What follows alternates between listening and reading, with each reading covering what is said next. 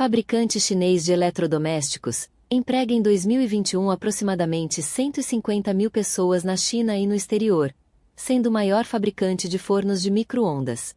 Em 1968, com apenas 5 mil yuans, moeda chinesa, seu fundador He Changjian abre uma oficina para produzir tampas de garrafas e assim iniciar a trajetória de uma das empresas de maior sucesso em solo chinês.